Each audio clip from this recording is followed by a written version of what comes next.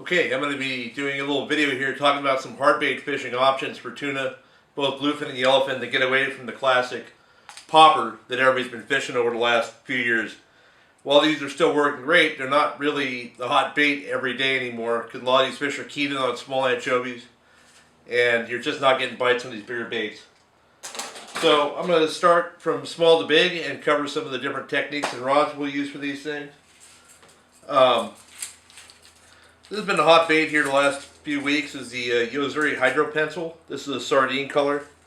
They come in a variety of colors, silver and black, bone, different things like that. This bait is about 5 inches long and weighs an ounce. So it's a light bait, but it casts pretty well on a bait casting reel. It's not something you'll be able to throw very far on your jig stick. So I have mine rigged on a Rain Shadow Judd Series 810 ml, which is a graphite composite 9-foot rod with a Revo Toro Beast 50 full of 65-pound braid to a 60-pound leader.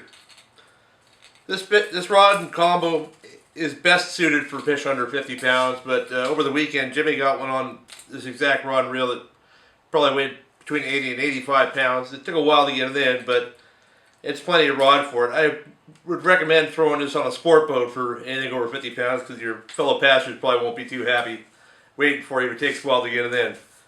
But basically, this bait is a walk-the-dog style bait, but in the situation that we're fishing it, we're not really fishing it as you would a classic Zara spook or something like that.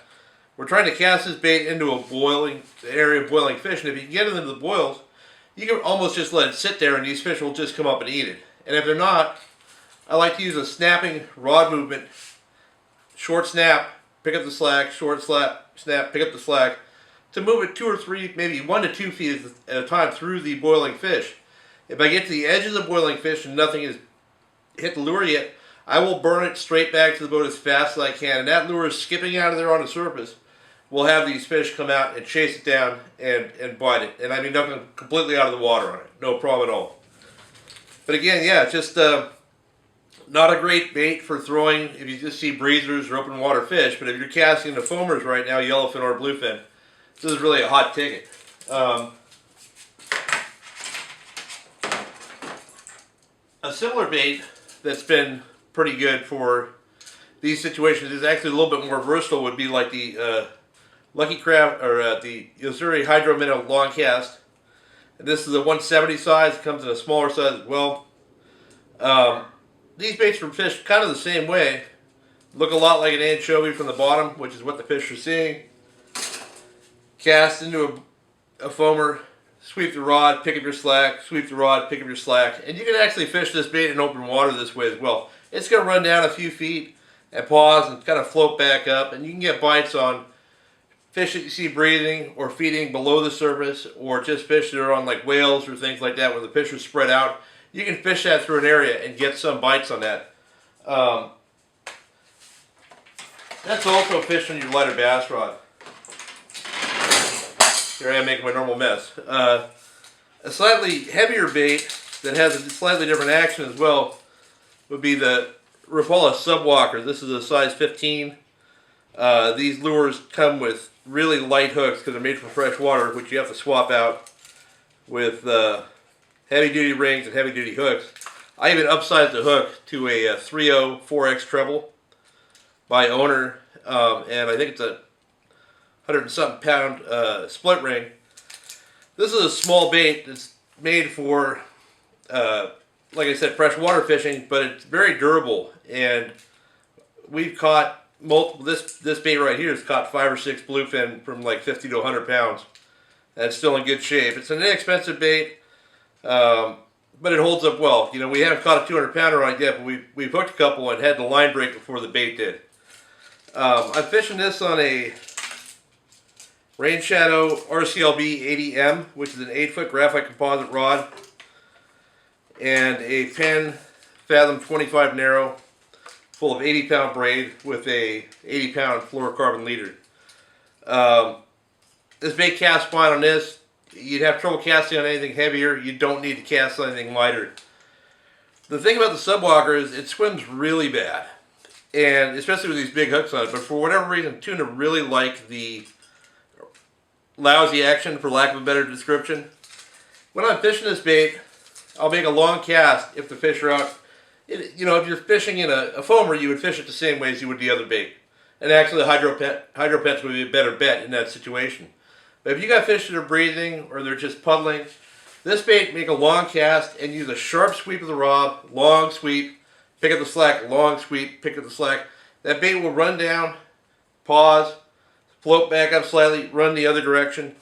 And these fish, for whatever reason, have really been keyed in on this last 3 years now, 4 years, I don't know.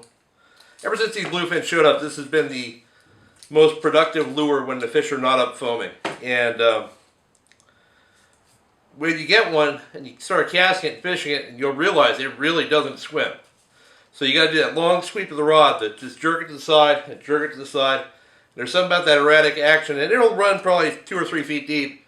A lot of times we'll get those fish to bite it. And there's been times where I've seen bluefin that will not bite anything I'm throwing at them, and I'll throw this and they will absolutely bite it.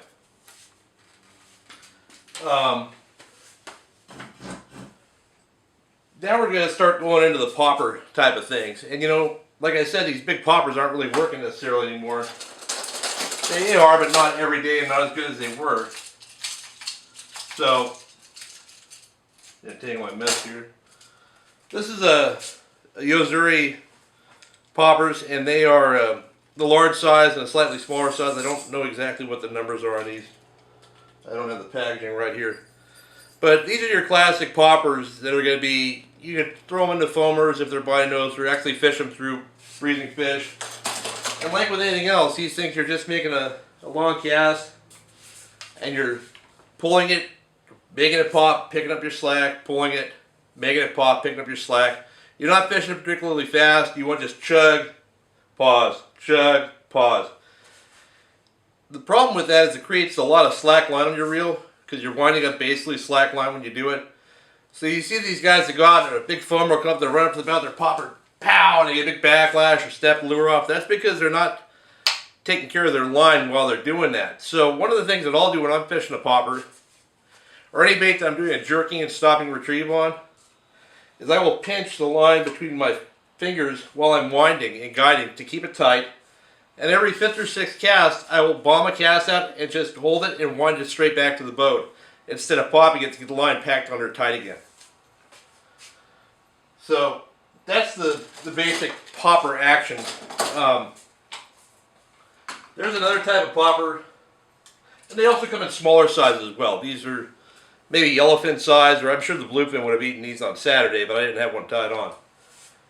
This is the yo-zuri pencil popper. I think that's what it's called. I'm sorry, service cruiser. I actually have an old one I put on a shelf that when they still made about a balsa wood, and we actually caught bluefin on these a couple years ago. But they now make them out of plastic. They're much more durable. Instead of having the double hooks, they got real heavy duty treble hooks. They come in a couple sizes, big and small. The smaller one might be better suited right now. This is the 7.5 inch. This is the 6 inch. These things are also poppers, but they're not fished the same way. You're going to bomb a long cast with it, and you're going to hold your rod tip up. And you're going to wind just fast enough to keep that thing skittering across the surface. And a lot of times those fish will chase that thing for long distance. You'll see them boiling behind it, missing it. Pause it for a second, let it settle, speed it up, slow it down. This will get bites when fish are not really keyed in on lures, because I think it kind of imitates a flying fish almost. I don't know, it's my guess. Just skipping on the surface. These things do eat flying fish, and we've caught plenty of them on it. One of the things I forgot to mention was when fishing the bigger poppers or fishing around areas where there's bigger fish, you're going to want a heavier rod. Now, these smaller poppers, you're going to have to use that 25 narrow to cast. They're just too light to cast in heavy gear. But if you're throwing a big dog like this, you're going to want a big 2-speed reel in case you hook a nicer fish. This is a 7-foot Rain Shadow RCJB 84XH. It's rated 40 to 80. It's a great rod for this this application, especially on a private boat, because you can put a tremendous amount of pressure on a fish with this. And this is matched with a 42 speed Penn Fathom. This is the only reel I fish with a 2-speed because I really don't think that I'm going to be... I can still turn the handle on the 25 size reel, but when you hook a bigger one and it gets you straight up and down, you get a 100 to 200 pound fish, you're going to really want that 2-speed. So I'll sacrifice the star drag and for the ease of casting to be able to drop down in low gear. And that's one of the reasons I don't fish a 2-speed overall, because when I'm casting, I just want to throw the reel in gear. I don't want to manipulate the lever and make sure everything's right. I just want to click it in gear and start winding. So I'll sacrifice the second gear for that. But you're going to want to have a really heavy rod for these things. These big poppers, I mean, they've got big hooks. You're going to need to drive it into that fish's mouth. You know, you can use a lighter rod if you want, if there's smaller fish around, but if you're fishing something this big, you might as well have the heavy gear. The last aspect of this is fishing small lures, like the Cold Sniper, or this is a little lure that Decker turned me on to, but the problem with these Cold Snipers is they have small treble hooks, and you're going to rip a lot of fish off with them. I've swapped mine out with a heavier split ring and a inline single hook from VMC, which will definitely get you good hook set on a fish, and it's not going to tear out like a small treble hook is. Some guys like to use a stinger hook or two attached to their Cold Sniper, but I have found that these hooks sometimes will come back up and get around the line just because the thing will be, there's a little bit too much slack in it, so I prefer a fixed hook like that with a good heavy duty split ring. When these fish are keyed in on this really small bait, a lot of times having a really small lure will work. This is a Seville, I don't remember what it's called, but they don't make them anymore, so you don't have to worry about finding them. But this is the size bait that Decker got his January Bluefin on. And if you know how small a Cold Sniper is, this thing is tiny.